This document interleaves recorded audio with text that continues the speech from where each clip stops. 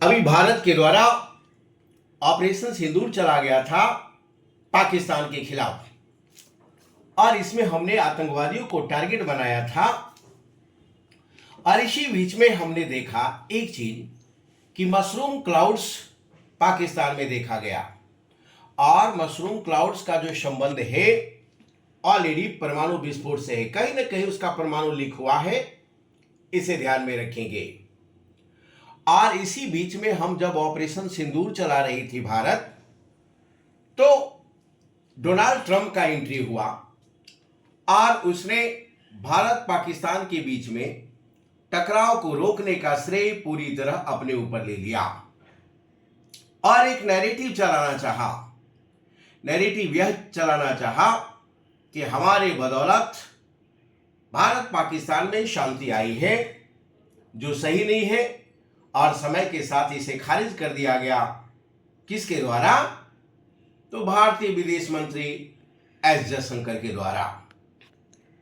तो ये बहुत बड़ी बात है। हालांकि पहलगांव में जो घटना घटी थी उसको लेकर भारत जिस तरह से काफी गुस्से में था, उसको लेकर खुलकर पूरे विश्व में भारत के साथ समर्थन तो दिया गया, लेकिन याद रखना है इसी बीच में पाकिस्तान अलग थलग हो गया। पाकिस्तान क्या हो गया? अलग थलग। चीन और तुर्की अजरबैजान को छोड़कर उसके साथ कोई आगे नहीं आया है। यह बहुत बड़ी बात है। भारतीय कूटनीति का ये विजय है, इसे ध्यान में रखेंगे।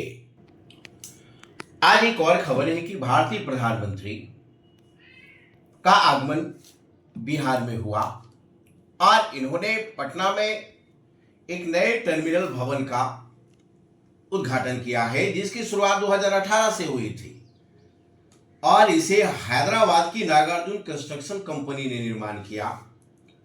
अब ये टर्मिनल निर्माण होने से क्या हुआ कि अब ये फीलिंग आया है एयरपोर्ट का, और काफी खूबसूरत हो गया है। इसका टोटल एरिया की हम बात करते हैं पटना एयरपोर्ट की, तो 65,000 वर्ग फीट है। कितना? 65,000 वर्ग फीट। और इससे बड़ा एक एयरपोर्ट बन रहा है। कहाँ? बिहटा में 68,000 वर्ग फीट का एक नए एयरपोर्ट का निर्माण बिहटा में होने जा रहा है। इसे ध्यान में रखेंगे। बिहार के लिए यह बहुत बड़ा न्यूज है। एक और बिहार के लिए आज का खबर यह है कि बक्सर से उत्तर प्रदेश के भरोली के बीच में नए पुल का शिलान्यास किया जाएगा। नए पुल का शिलान्यास किया जाएगा प्रधानमंत्री के द्वारा। और इस पुल की लंबाई क्या होगी? इस पुल की लंबाई 3.2 किलोमीटर होगी, और ये गंगा नदी पर बनेगा। किस नदी पर? गंगा नदी पर बनेगा। बक्सर से भरोली के बीच में 3.2 किलोमीटर लंबा पुल। औरंगाबाद भी बिहार में चर्चा का विषय है, इसलिए कि नवीनगर सुमन थर्मल पावर प्लांट का शिलान्यास किया जाएगा, जो 2400 मेगावाट बिजली पैदा करेगी। कितना? 2400 मेगावाट। और यह एनटीपीसी का देश में दूसरा सबसे बड़ा विद्युत उत्पादन संयंत्र होगा। एनटीपीसी का देश में दूसरा सबसे बड़ा विद्युत उत्पादन संयंत्र होगा। कौन? Nabinagar thermal power. अभी हाल में पाकिस्तान के खिलाफ भारत ने जो ऑपरेशन सिंदूर चलाया था, उसको लेकर अंतर्राष्ट्रीय स्तर पर एक चर्चा का विषय बना हुआ था कि दोनों के बीच में जो टेंशन हुआ था, उस टेंशन और टकराव को शांत करने में मिस्टर ट्रंप की भूमिका जबरदस्त है, और एक नैरेटिव चलाया जा रहा था अमेरिका के द्वारा। हालांकि इसका खंडन कर दिया गया है। किसके द्वारा? तो भारतीय विदेश मंत्री एस जयशंकर के द्वारा। और ये नैरेटिव चलाने का मतलब है कि अमेरिका अपने आप को अभी भी बॉस रखना चाहता है, जो पूरे विश्व स्वीकार करता नहीं है। पाकिस्तान में ऑपरेशन सिंदूर के माध्यम से हमने जो उसको संदेश देने का प्रयास किया है, इसे एक मैसेज गया कि आगे इस तरह की कार्रवाई नहीं होनी चाहिए, अन्यथा होगा तो ये ऑपरेशन अभी बंद नहीं हुआ है और ये जारी रहेगा। जिस तरह से ऑपरेशन सिंदूर को लेकर भारत के समर्थन में पूरे विश्व के नेता ने एक स्वर से बोला कि भारत को यह अधिकार है कि आतंकवादी कार्रवाई के खिलाफ एक्शन ले सकता है, और एक तरफ हमने देखा कि पाकिस्तान के पक्ष में तुर्की, अजरबैजान और चीन जैसा देश खड़ा था। लेकिन इन सारे बिंदुओं को लेकर अंतर्राष्ट्रीय स्तर से मैसेज यह गया है कि भारत अब चुप बैठने वाला नहीं है। आतंकवादी कार्रवाई के खिलाफ भारत का भी उग्र गतिविधि आगे भी जारी रखेगा, और यदि पाकिस्तान सुधरा नहीं और तनातनी का इसी तरह रिश्ता करता रहा तो भू राजनीतिकरण, समीकरण भी उसका बदल जाएगा। क्योंकि पाकिस्तान का जो बालूचिस्तान प्रांत है और पाक ऑक्युपाइड कश्मीर है, ये काफी सेंसिटिव इलाका है उसके लिए, और यह कभी भी पाकिस्तान से अलग हट सकता है। तो पाकिस्तान को सोचना होगा कि आतंकवाद के खिलाफ हमारी कार्रवाई आगे यदि जारी रहती है तो ये दोनों प्रांत हमें खोना पड़ेगा। आज का आरबीआई का रिपोर्ट है कि चालू वित्त वर्ष में भारत का जो विकास दर होगा 6.5% रहेगा।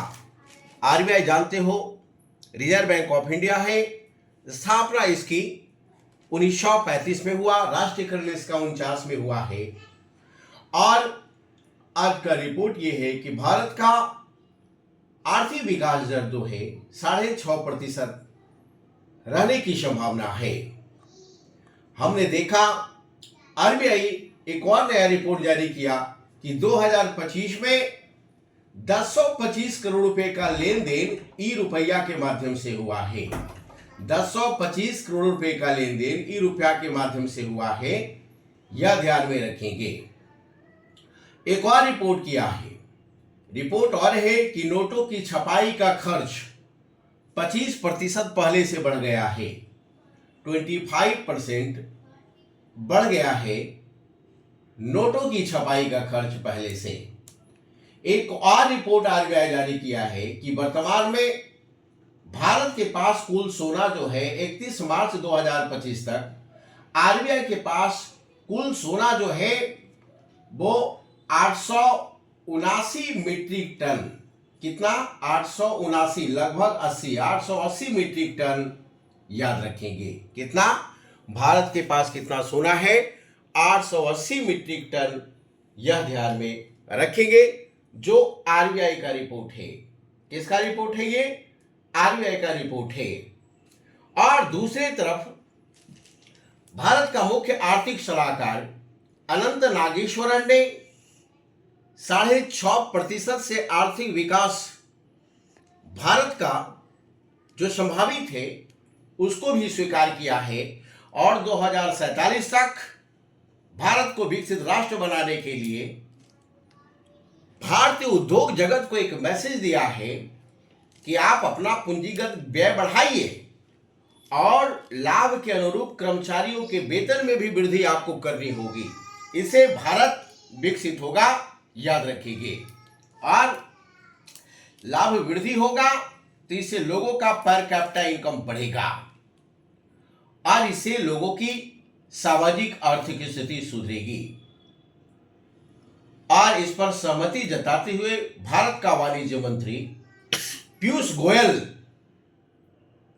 भी काफी सहमति व्यक्त किया है, और इसको लेकर अंतर्राष्ट्रीय स्तर पर व्यापार बढ़ाने की बात की गई है। इससे हमारा विदेशी मुद्रा भंडार बढ़ेगा। रक्षा क्षेत्र में आज का रिपोर्ट यह है कि भारत पिछले 25 वर्षों में 36 राफेल खरीदा है। कितना, 36 राफेल खरीदा है, 36 राफेल खरीदा है। और भारतीय वायुसेना अध्यक्ष जो हमारे अमरप्रीत सिंह हैं, उन्होंने स्पष्ट आज ये मुद्दा उठाया कि एयरफोर्स को जो भी कंपनी या सरकार की कंपनी है जो वायदा करती है रक्षा उपकरण उपलब्ध कराने में, तो समय पर उपलब्ध करा दे। इससे एयरफोर्स को काफी मजबूती मिलेगी। और जैसे हाल HAL पर ये टारगेट किया गया था कि 83 तेजस विमान वो ऑलरेडी उपलब्ध कराएगा, और वो जो टारगेट रखा था वो अभी पूरा नहीं हुआ है। यदि रक्षा पंक्ति को हमें मजबूत बनाना है तो समय समय पर जो भी ऑर्डर आते हैं विभाग की तरफ से कंपनी को उसे उपलब्ध करानी चाहिए। और याद रखेंगे, इसी को लेकर लड़ाकू विमानों के लिए स्वदेशी तकनीक से जेट इंजन बनाने के लिए 1989 में हमने कावेरी प्रोजेक्ट शुरू किया था, और इस कावेरी प्रोजेक्ट के माध्यम से सैन्य उपकरण आपूर्ति हेतु हमने बेहद प्रयास किया था। लेकिन समय के साथ आज डिमांड बढ़ गई है और इसको उपलब्ध कराने की आवश्यकता है।